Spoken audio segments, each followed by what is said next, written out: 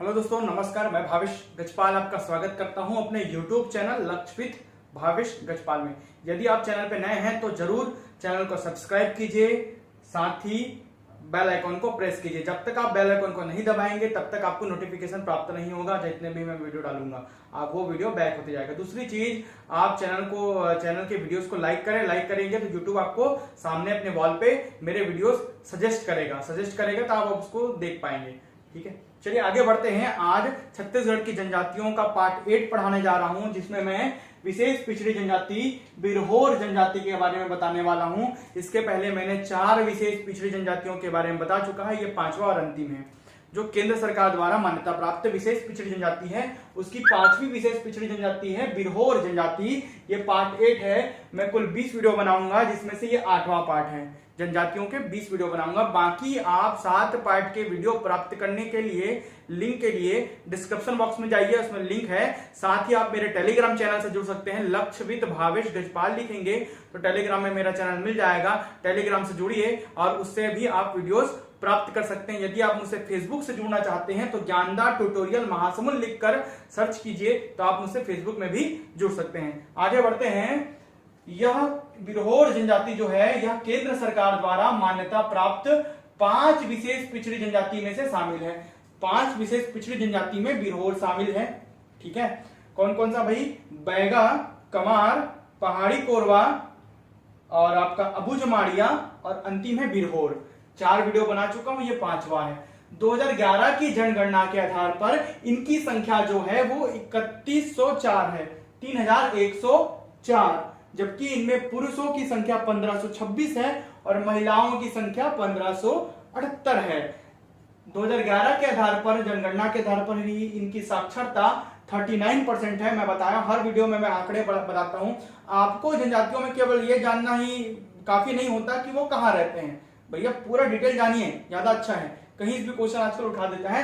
मैं बता चुका हूं, सभी मैं मानक पुस्तक से बनाता हूं। मानक पुस्तकों का ये सार संग्रह है। 2-3 पुस्तकों को जो कि ऑथेंटिक सोर्स से है, सभी को मिलाकर मैं ये कंटेंट तैयार करता हूं। साक्षरता 39% है कुल, जबकि पुरुषों की साक्षरता 49.6 है, महिलाओं की साक्षरता 28.7 है। स्थान कहां रहते हैं? बेसिकली रायगढ़ जिले के धर्मजयगढ़, लैलूंगा, पत्थलगांव लैलूंगा, धर्मजयगढ़, लैलूंगा, तमनार विकास खंडों में। बेसिकली जनजातियों को मैं विकास खंडों में ही पढ़ाया हूं। तमनार विकास खंडों में जसपुर जिला के बगीचा, कांसाबेल, दुलदुला और पत्थलगांव विकास खंडों में, जबकि कोरबा जिले के पोड़ी उपरोड़ा, पाली विकास खंडों में, पाली तुमान, बिलासपुर जिले के कोटा, मस्तूरी विकास खंडों में ये मुख्य रूप से पाए जाते हैं। 1, 2, 3 और 4 जिले रायगढ़, जसपुर, कोरबा, बिलासपुर, ये 4 जिलों में मिलते हैं। अब इनकी उत्पत्ति के लिए कोई विशेष प्रमाण नहीं मिल पाए हैं, लेकिन फिर भी इनकी उत्पत्ति कोलारियन समूह से हुई है, ऐसा माना जाता है। जैसे कि पहाड़ी कोरवा की उत्पत्ति कोलारियन समूह से हुई है, वैसे ही इनकी उत्पत्ति भी कोलारियन समूह से हुई है। अब मैं हर वीडियो में आपको कुछ किंवदंतियां पढ़ाता हूं, कहानियां पढ़ाता हूं, स्थानीय लोगों के द्वारा बताई जाने वाली कहानियां कि उनकी उत्पत्ति कैसे हुई है। वैसे ही एक कहानी है, क्योंकि बिरहोर जनजाति का प्रमुख देवता सूर्यदेव है। याद रखिए, क्वेश्चन आ चुका है। इनका प्रमुख देवता सूर्यदेव है। तो ऐसा माना जाता है कि सूर्य के 7 पुत्र होते हैं। 7 पुत्र जब धरती पर आते हैं तो वो उनमें से 3 पुत्र उत्तर की ओर आते हैं। उत्तर की ओर मतलब रायगढ़, जसपुर, कोरबा, बिलासपुर जिले में ऊपर की ओर, उत्तर की ओर आ जाते हैं। उनमें से तीनों पुत्र युद्ध करने के लिए जब जाते रहते हैं तो एक पुत्र का कपड़ा, वस्त्र झाड़ी में फंस जाता है। जैसे ही उस पुत्र का कपड़ा झाड़ी में फंस जाता है तो वो उसको अशुभ मानते हैं। तो अशुभ मानते हुए वे अपने कपड़े को झाड़ी से निकालने के लिए झाड़ी को काटना चालू कर देते हैं। बाकी 2 पुत्र युद्ध करने जाते हैं और वो जीत जाते हैं युद्ध में जीतकर जब वो वापस आते हैं तो उस जो छूटे हुए पुत्र को, जो अपने झाड़ी को काट रहा था, उससे पूछते हैं कि तुम झाड़ी काट रहे थे। तो झाड़ी को उस समय टोप कहा जाता है। झाड़ी को क्या कहा जाता है? टोप। तो झाड़ी काटने वाला आदमी कहकर उसको पुकारते हैं। तो झाड़ी काटने वाला आदमी ही बिरहोर कहलाता है और वो गर्व से कहता है, हाँ मैं बिरहोर हूं।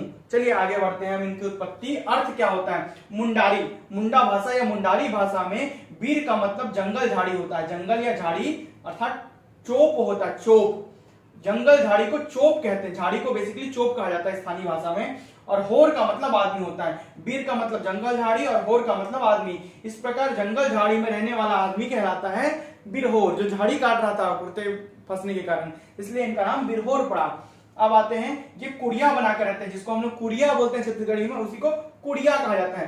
कुड़िया वास्तव में यही सही है, कुड़िया अर्थात झोपड़ी बनाकर रहता है। चोप मतलब झाड़ी काटने वाले हैं, ये झाड़ी या जंगल को काटने वाले हैं, इसलिए इनका नाम बिरहोर है। आगे बढ़ते हैं, इनका कार्य क्या है? शिकार करना, जंगली कंदमूल एकत्र करना तथा मोहलाइन छाल की रस्सी बनाना। ये बहुत ही इंपॉर्टेंट है। कार्य में कौन ऐसी जनजाति जो रस्सी बनाने का काम करती है?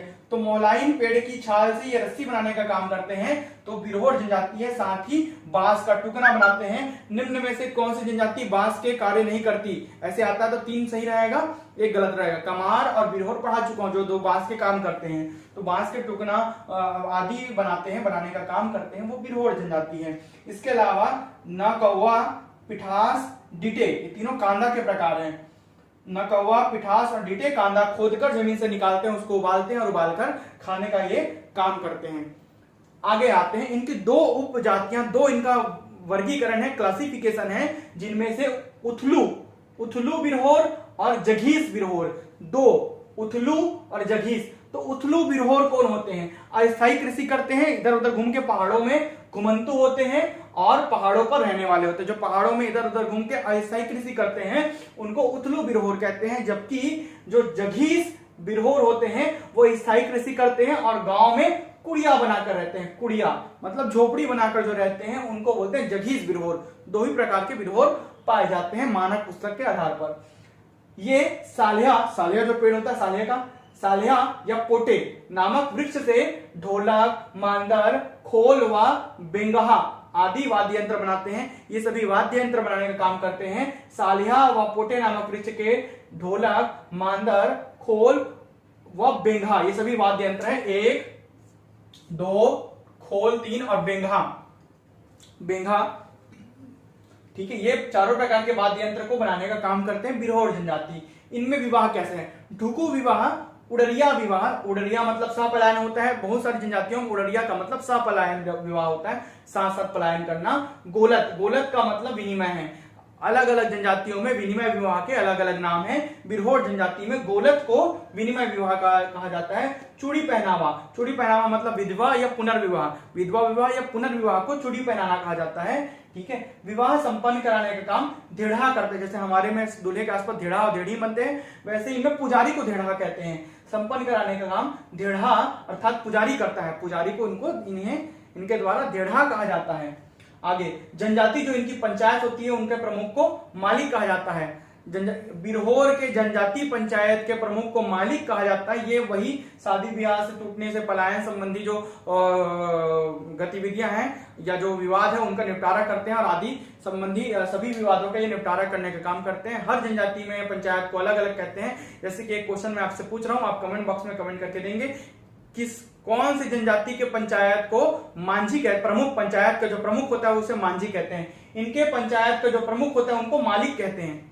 बिरहोर जनजाति के पंचायत के प्रमुख को मालिक कहते हैं। कौन सी जनजाति के पंचायत के प्रमुख को मांझी कहते हैं? कमेंट बॉक्स में कमेंट करके उत्तर दीजिए। मैं वीडियो में पढ़ा रखा हूं, नहीं देखे हैं तो पुराना वीडियो जाकर देखिए फिर उत्तर दीजिए। चलिए आगे बढ़ते हैं। इनके देवी देवताओं में इनका प्रमुख देव सूर्य देव। ये आ चुका है क्वेश्चन। कौन सी जनजाति का प्रमुख देव सूर्य देव है? तो बिरहोर जनजाति का प्रमुख देव सूर्य देव है। इसके अलावा बूढ़ी माई, मरी माई, पूर्वज पहाड़ और वृक्ष की भी ये पूजा करते हैं। जनजाति नृत्य में जाते हैं तो कर्मा, फगुआ, वही फागुन वाला, तो फगुआ और बिहाव नाचा ये करते हैं। जनजाति गीत में कर्मा, फगुआ और विवाह गीत, जो नाचा है वही गीत है, वैसे ही गीत भी ये गाते हैं। साथ साथ जो तंत्र मंत्र करता है वह जड़ी बूटी जो करने वाला व्यक्ति उसे पाहन कहते हैं। अधिकतर जनजाति में जो तंत्र मंत्र जड़ी बूटी करता है उसको बैगा कहा जाता है, जबकि तंत्र मंत्र और जड़ी बूटी इनके जनजातियों में जड़ी बूटी और तंत्र मंत्र करने वाले को पाहन कहते हैं।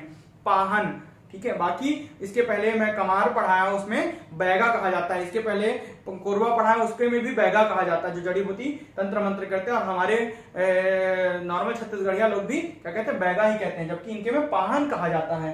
त्योहार नवाखानी, सरहुल, दशहरा, करमा, सोहराई।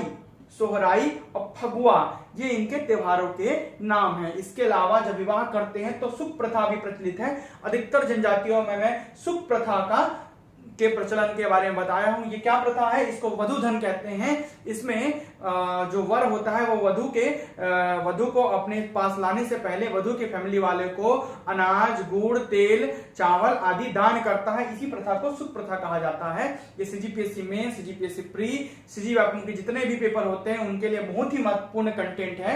आप इसको चाहे तो कॉपी में नोट कर लीजिए। वीडियो को लाइक कीजिए, शेयर कीजिए। लाइक करेंगे तो वो आपके वॉल पर दिखाएगा। और इसके पहले आप YouTube का ऐप चलाइए, उसमें लॉगिन कीजिए। लॉगिन नहीं करेंगे तो सब्सक्राइब नहीं कर पाएंगे चैनल को।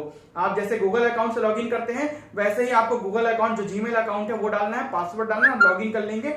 लॉगिन कर लेंगे तो सब्सक्राइब कर पाएंगे चैनल को, साथ ही वीडियोस को लाइक भी कर पाएंगे। धन्यवाद।